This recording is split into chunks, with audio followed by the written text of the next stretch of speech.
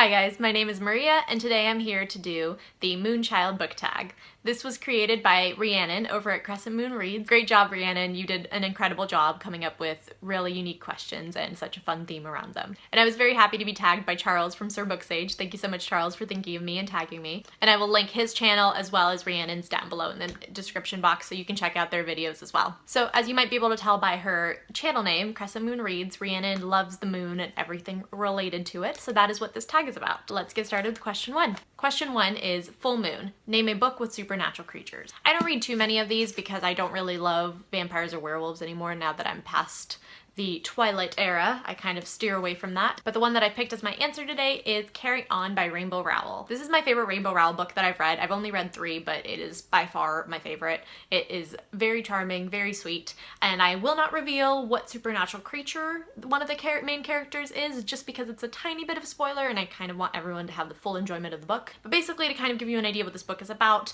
Rainbow Rowell has another book called Fangirl, and in that book the main character writes a fan fiction story that is about characters that kind of resemble Draco and Harry. And then this book is not that character's fan fiction, but a fan fiction with that same idea that the author kind of envisioned. Does that make sense? I hope that makes sense. Basically, it's kind of a Draco Harry fan fiction retelling, but also better than that. A lot of people love this book because of how connected to Harry Potter it feels. I did love that part of it, but it also felt independent to me as well. I feel like the magic system in this is its own thing, and I absolutely loved the idea behind it. The magic system in this book is kind of created around the idea that you have a saying and the more the saying is used. So cliche sayings like open sesame have power the more that they're used. And older cliche statements that kind of aren't used anymore lose their power and are not as powerful spells. And I just thought that idea was really cool and just a really unique magical spin to spells, so I kind of enjoyed that part of it as well. But the romance in this is lovely. It does kind of resemble a Draco-Harry tension relationship, and that was a lot of fun to read. I'm generally more of a fan of fantasy than contemporary anyway, which is why I think this is my favorite Rainbow Rowell book, because the other 2 of hers I read were contemporary. But regardless, it's really cute. You should read it. It's lovely. Question 2 is Starry Night. Show a book with a beautiful starry cover. I am choosing my British Harry Potter editions for this. This is Prisoner of Azkaban, and the cover on this has a lot of stars. I asked for these as a birthday gift because I loved that every book was a different color. So this one's blue, we have orange, we have red, we have purple, so it's a very colorful display. And then each of them also has this starry embossing on the front, on the spine, in the inside cover, and then on the hardback cover as well. And it has stars on the back as well, just glittering throughout, and it just looks and feels very magical, so it makes reading Harry Potter even more of an experience. Question 3 is Out of This World. Name a favorite sci-fi book. Okay guys, so I really struggled with this question because I do not read science fiction. I went through everything I'd read this year and previous years and tried to come up with something, and I really only came up with one title that I think is science fiction-esque that I've read. I don't really like space. It kind of creeps me out with how vast it is, and it's not my favorite setting, so I don't read a lot of it. But I did just recently pick up Illuminae from the library, so hopefully I'll read that and that'll be a new favorite science fiction pick. So I have to go with Cinder. This one I've mentioned in a lot of my videos recently, but it's a series I love, so really there's nothing bad about mentioning it too many times. But it is a science fiction-esque story. There are elements of space to it, but it wouldn't be probably as dense and science fiction as a lot of the actual science fiction books would be. So it's kind of an intro to science fiction, if anything. It's a fairy tale retelling series, and it has elements that resemble science fiction world in the sense that space is part of the plot, and there is a cyborg, half human character, so things like that. So this is really the only thing I could think of to name other than Illuminae, which I have not read yet. Question 4 is Creature of the Night. Name a thriller with a killer. For this one, I'm going with Angels and Demons by Dan Brown. I read these books in high school kind of around that time and absolutely loved them when I was reading them.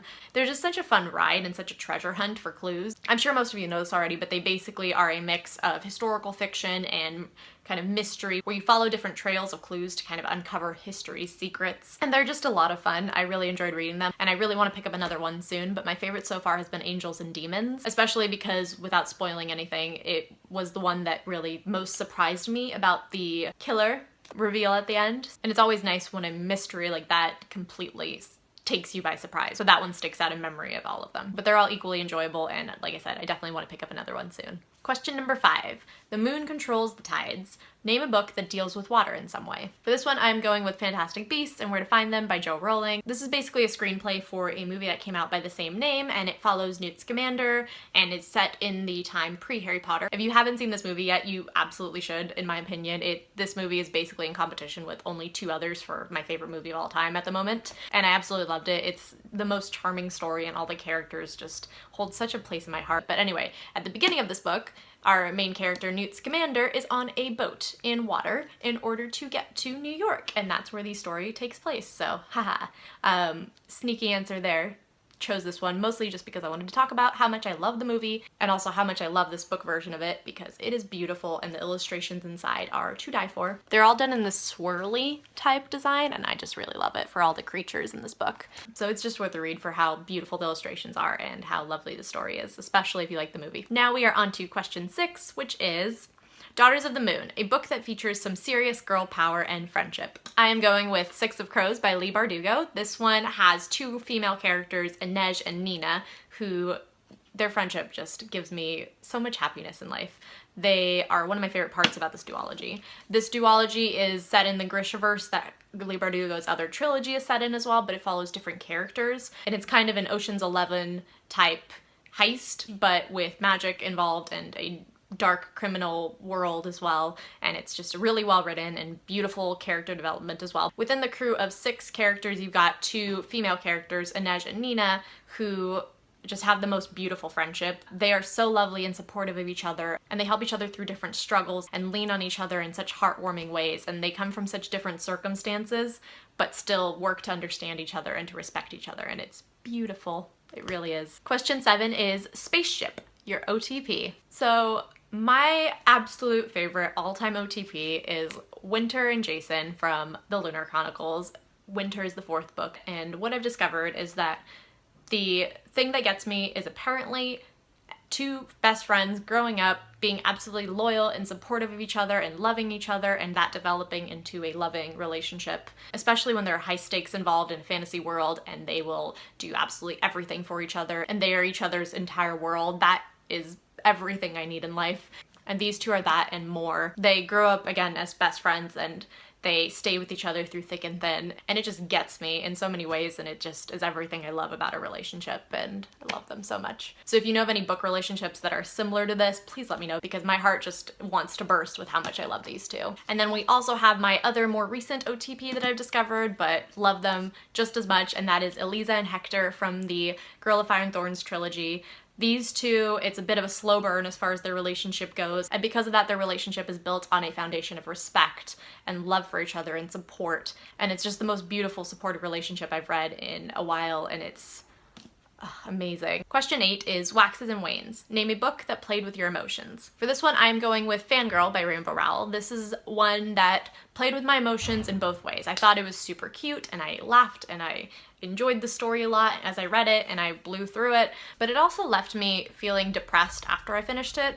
And this seems to be something that happens when I read contemporaries that hit a little too close to home, and I've been considering making a video topic discussing this because I almost feel like contemporaries are hard for me to read because of how real they are and kind of that versus fantasy, so I wanted to maybe explore that topic in another video a bit more. And so basically, to sum up, Fangirl felt very relatable to me because I went through a very similar college experience, and it was lovely to read that and to relate to that, but also at the same time, my life didn't have that positive spin to it the book does, and so that felt a little bit disheartening after I'd finished it, because kind of where was my Levi to make things better in college for me? And so it definitely played with my emotions because I really related to it, and it was a really sweet, charming story, but at the same time, it had those threads of emotion that hit a little closer to home and that I did find tough to relive. Question 9 is Music of the Night. Name a book that has to do with music. This was probably the hardest question on this entire tag for me to think of a book for, so I'm going to go with one that I didn't actually love that much, but it's the only one that I could think of that had music in it. So my pick is On the Other Side by Carrie Hope Fletcher, who I absolutely love. I adore her YouTube channel. I adore her as a person. And so I was really excited to pick up her book, but unfortunately it just wasn't quite for me.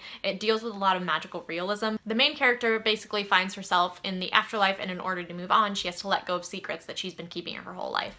And the book is kind of this magical realism, fabulism, I believe is the term for it, story, which should read as very magical, but I didn't fully understand that that's what it was until about half of the book, and then all of a sudden they were doing things like writing on a dove, and I thought that was animal abuse, and then only later realized that this was a magical part of the story. It also felt like it was a little bit more for a younger audience, where it was very on the nose about certain themes, and so that was just something that I didn't particularly love. But as far as the music part of the prompt, the main female character on her commute home from work hears this guy playing the violin in the subway station a lot of times, and then grows a connection with him. So there we go. Question 10 is After Hours. Name a book with the word night in the title. I know this one has been basically everyone's pick because it's the most obvious choice for night in the title, but it also happens to be my absolute favorite book of all time, so I have to mention it. And that is The Night Circus by Erin Morgenstern. It is set around a magical night circus and a magical competition and romance, and it is basically everything I ever wanted to be written into a book. And it's also that style that I love in terms of how it's written, where it flashes back and forth in time and you have to piece little bits together to get the full story rather than it being revealed to you all at once. And I love absolutely every word of this book and the entire atmosphere and the characters and every element of it. And for the last one, we have question 11, which is Crescent Moon. Name a book that features a goddess or goddesses. This is the only question in this tag that I'm going to go with a book that I have not yet read, just because it was really tough for me to even think of any books that have goddesses in them, and almost everyone's chosen the Percy Jackson series, but I haven't read that either. So I'm going with one that I am going to read in the next coming months and that I already own a copy of, and that is Midnight Riot by Ben Aaronovitch, and this is book 1 of the Peter Grant series. I asked for these books as a gift last Christmas and still haven't read them, so I really need to get to them soon. But from what I know about it, it basically follows a detective in London who investigates crimes involving magic, which sounds great. And then on the back of it, it also says, as a wave of brutal and bizarre murders engulfs the city, Peter is plunged into a world where gods and goddesses mingle with mortals, and a long-dead evil is making a comeback on a rising tide of magic. So there you go. Gods and goddesses will be featured in this, and I cannot wait to pick it up. And that wraps up the tag. I was trying to think of someone to tag for this video, but Rhiannon tagged a bunch of people in her original video that she posted, and then since then I've seen it making the rounds, so I don't really have anyone in particular that comes to mind. So if you're interested, consider yourself tagged. Thank you so much for watching as always, and I will see you in my next video. I hope you have a lovely day. Bye!